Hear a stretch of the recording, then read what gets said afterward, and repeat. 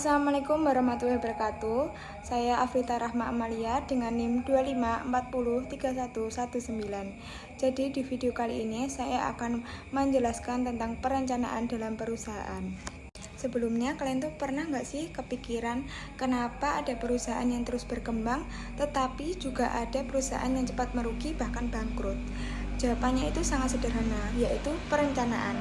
Tanpa perencanaan yang matang, perusahaan itu ibarat berjalan tanpa peta, mudah tersesat dan beresiko mengalami kerugian. Lalu apa sih perencanaan?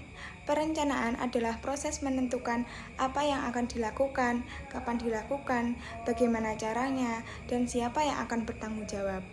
Perencanaan itu bukan cuma soal hari ini, tetapi juga tentang memprediksi masa depan dan menyiapkan langkah terbaik dari awal.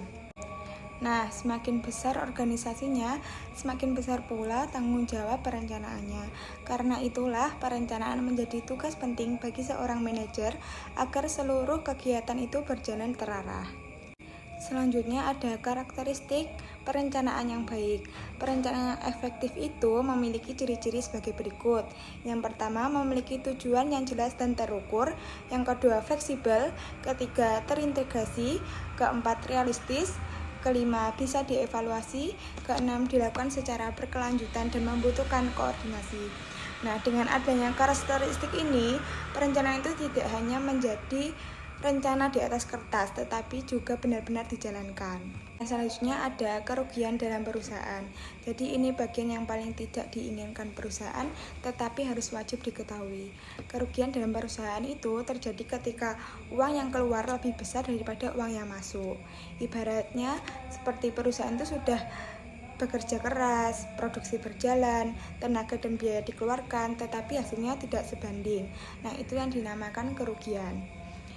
Kerugian itu tidak datang begitu saja, melainkan bisa berasal dari berbagai sumber. Yang pertama ada kerugian operasional. Kerugian operasional itu muncul dari kegiatan utama perusahaan sehari-hari. Contohnya seperti biaya produksi terlalu tinggi, penjualan menurun, dan efisiensi kerja yang kurang baik. Akibatnya produk itu tetap dibuat, tetapi keuntungan tidak tercapai, bahkan justru rugi. Yang kedua ada kerugian non-operasional. Berbeda dari kerugian operasional, kerugian non-operasional berasal dari faktor di luar aktivitas utama perusahaan. Misalnya kerugian akibat selisih nilai tukar mata uang, bencana alam, atau penjualan aset dengan harga lebih rendah dari harga beli. Hal ini tuh sering kali tidak terduga, namun dampaknya itu besar pada keuangan perusahaan. Yang ketiga ada kerugian bukan sekedar modal berkurang. Itu sangat penting dipahami bahwa kerugian itu tidak sama dengan modal berkurang. Kerugian adalah hasil dari proses usaha yang tidak menghasilkan laba, sedangkan modal berkurang hanyalah dampak akhirnya. Artinya jika kerugian terus terjadi, maka keberlangsungan perusahaan itu bisa ikut terancam. Kerugian itu terjadi ketika pengeluaran perusahaan itu lebih besar daripada pendapatan dalam satu periode tertentu. Singkatnya, seperti perusahaan itu sudah bekerja keras, tetapi hasilnya belum menghasilkan keuntungan. Nah, yang selanjutnya ada sifat-sifat strategis dalam perencanaan perusahaan. Jadi, agar perusahaan itu tidak mudah mengalami kerugian, perencanaan itu harus bersifat strategis. Yang pertama, berorientasi pada tujuan, itu agar setiap langkah mempunyai arah. Yang kedua, bersifat menyeluruh, itu melibatkan seluruh bagian perusahaan. Ketiga, bersifat fleksibel, itu siap menghadapi perubahan. Yang keempat, rasional dan sistematis, itu berdasarkan analisis, bukan perkiraan semata. Yang kelima ada berjangka panjang, itu memikirkan masa depan perusahaannya. Keenam, proaktif, itu mencegah masalah sebelum terjadi. Ketujuh ada berkelanjutan, itu akan selalu dievaluasi dan diperbaiki.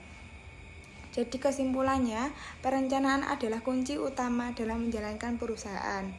Dengan perencanaan yang baik, perusahaan itu dapat mengelola sumber daya yang efektif, mengantisipasi risiko, dan menekan kemungkinan kerugian. Jadi perusahaan yang mampu bertahan itu bukanlah yang paling besar, tetapi yang paling bisa menghadapi perubahan. Dan semua itu berawal dari satu hal yang sederhana, yaitu perencanaan yang matang. Nah, sekian penjelasan dari saya tentang perencanaan dalam perusahaan. Semoga penjelasan dari saya sangat mudah dipahami dan terima kasih. Wassalamualaikum warahmatullahi wabarakatuh.